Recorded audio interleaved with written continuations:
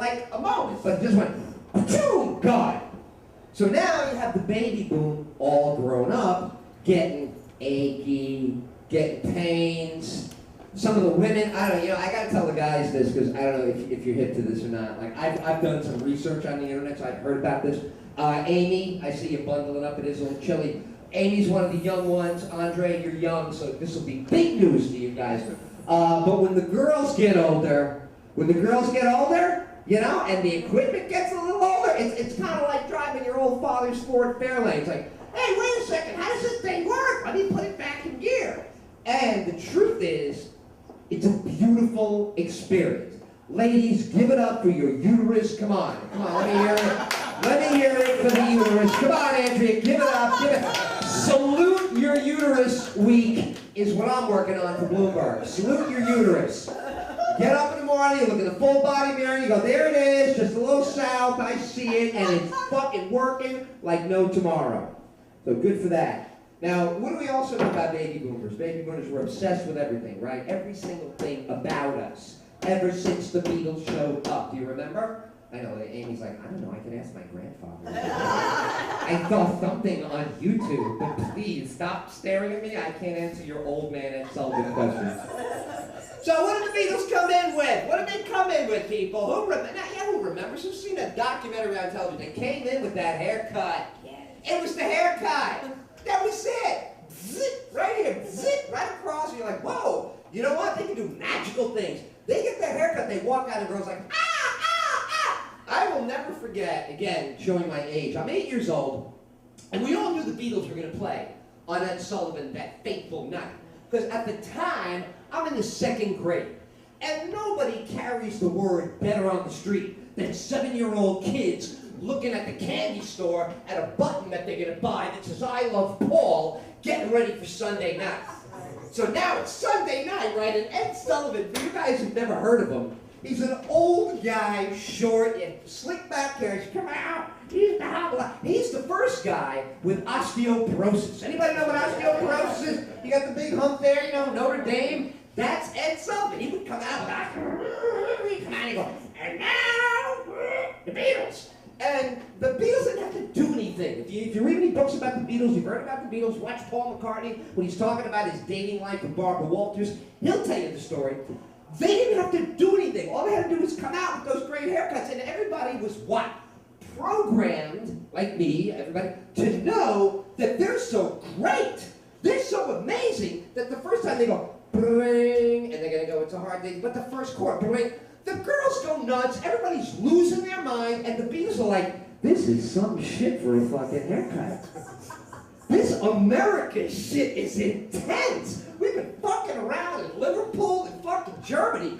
Fuck those assholes. Have you seen this country? Why? What do you mean? It's huge. We didn't have to do anything, but this came out zip, zip, with the haircut, and they're crazy for us.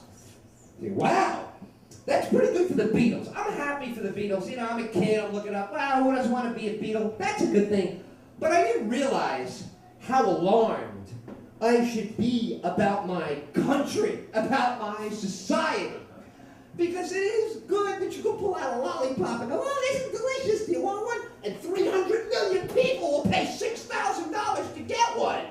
Engraved in their own color. Hi, what about your iPod? Is it chartreuse? No, you have to get one. It's only $1,200 more. That's who we are.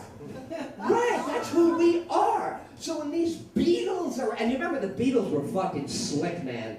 The Beatles are fucking geniuses, right? If you're a big band today, I don't know, let's say you're, I don't know, who's a big band today? Give me a big band. Oh, Cal, Death Cab for Cutie. I just love saying that. But it's a band, Death Cab for Cutie. Now, Death Cab for Cutie, we're playing down at the WaMu Theater or down at the Garden. I'm sure it'd be very exciting for them.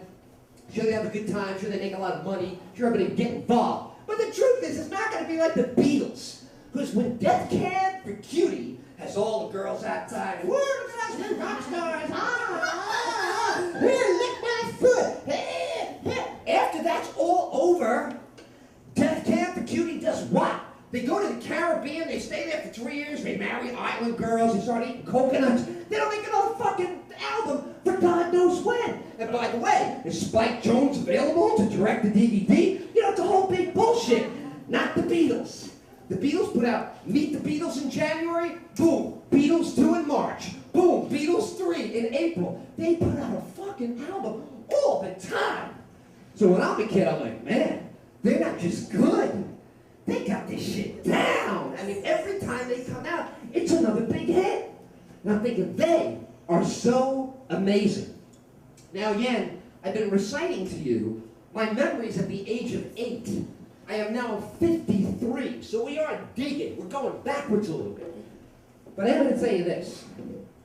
When I was 4 years old, prior to the Beatles, prior to the excitement, prior to the Hard Day's Night and the Meet the Beatles, prior to everything, if you can imagine me, by the way, at age 4, not much bigger than I am right now, honestly. This is still kind of my 4-year-old size. I was built like this at 4. Gangly, fucking sneaky. You know, this is it. So I'm scurrying. Remember when people scurried? Remember when people would scurry? You know the word scurry? Adam Nagin, you know what I mean by scurry, do you not? Scurry is not hurry. Hurry is I'm coming, saying things faster. Scurry is I was a scurrier. I'm a scurrier. Scurrilous, but a scurrier. Scurrying through the living room. And the lovely Tina Till, my mother, and my father, the namesake, detestable Ivan the Terrible Edward Till Sr., sitting in the room. I scurry in and I go, what is everybody staring at? And they go, Edward, this is so exciting for everyone. I go, Mom, you're gay. Seriously, how did that happen? And she goes, no, stop playing around. It's very exciting. We're all staying up tonight to watch this man, Kennedy. I go, really? What's that all about? Oh, Edward, he's amazing. He's Irish. He's rich. Everybody loves him. All the women think he's adorable. I go, Mom, is this the one that's fucking Marilyn Monroe? She goes, that's enough out of you, young man. That'll be enough language out of a 4-year-old inside. So I go inside, and I live in Bronx, I'm inside, I'm waiting, and I go to bed, and then all of a sudden, in the middle of the night, I see there's movement in the living room. Movement, people walking around in the bed. What are these feet doing? You know, the feet of the adults. I go to the door, and they're walking around, they're staring at the TV. My mother's making some kind of hot toddy, like she's cooking something. My father's smiling, like, oh my God, my parents are having a positive interaction. This must be what they said in religion classes, the apocalypse. This can't be happening. I go, what? You know, up down here, what is happening? What? Yeah, and they go, Edward, right now history is being made. I said, what do you mean? This rich man Kennedy's father is rigging the election right now, and by tomorrow morning, John Kennedy's going to be president. I'm like, oh, that's terrific. All right, boom, I'm 4. I'm like, what do I fucking give a shit, really? Seriously, the fucking block's going to be there for me in the morning. Can I have my crayons? That's all I give a shit about. I'm 4, but also I'm hooked in already. So I go to bed kind of ambivalent, you know, like I don't really know, should I be happy, should I be down, am I getting Crayolas, is it going to be watercolor, fucking colored pencils, all that bullshit when you were a kid.